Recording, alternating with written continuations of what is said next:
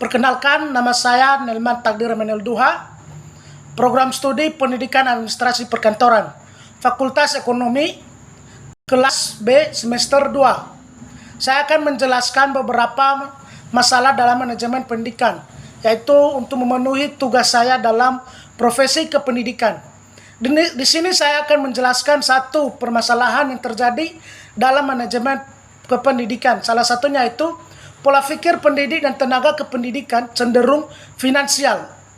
Yang di sana anggaran pendidikan 20% belum tentu menjamin kualitas pendidik ini lebih baik selama pendidik dan tenaga kependidikan bekerja untuk mendapat keuntungan sebesar-besarnya.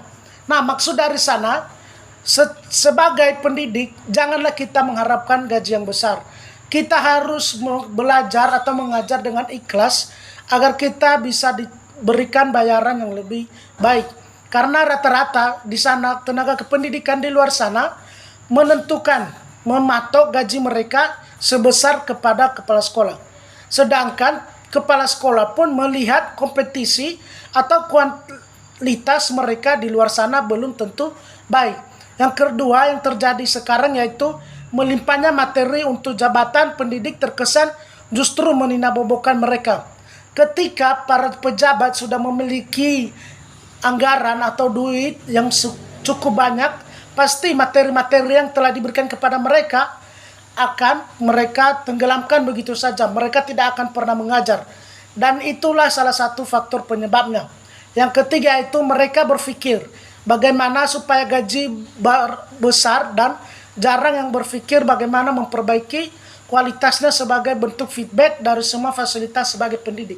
Nah, ini pun salah satu contoh dari penyebab masalah dari manajemen pendidikan. Kenapa? Rata-rata pendidik atau tenaga kependidikan lebih besar bagaimana berpikir mereka supaya bisa mendapatkan gaji besar. Sedangkan ketika mereka berpikir kualitasnya, mereka tidak memikirnya sama sekali. Karena yang mereka harapkan adalah gaji mereka besar. Sedangkan kualitasnya mereka dalam belajar, dalam mengajar, itu sangat turun. Ketika adanya sertifikasi guru itu belum tentu menjamin kualitas guru terpanggil untuk memperbaiki kualitasnya. Karena rata-rata kita lihat sekarang, sertifikasi guru itu hanya sebatas kertas saja. Sedangkan guru-guru yang di sana, di luar sana yang sudah mendapatkan tidak memaksimalkan, tidak memperbaiki cara mereka mengajar. Itu dia salah satunya. Nah, solusinya dari saya di sini itu kita sebagai calon pendidik atau calon tenaga kependidikan, marilah kita berpikir jernih.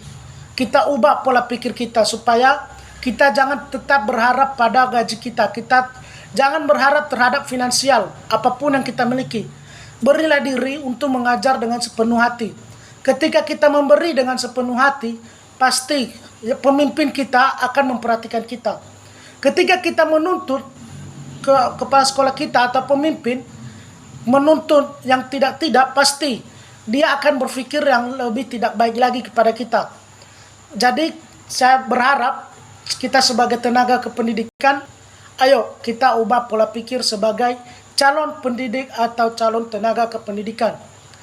Demikianlah penjelasan singkat dari saya mengenai masalah manajemen kependidikan. Terima kasih. Yahoo!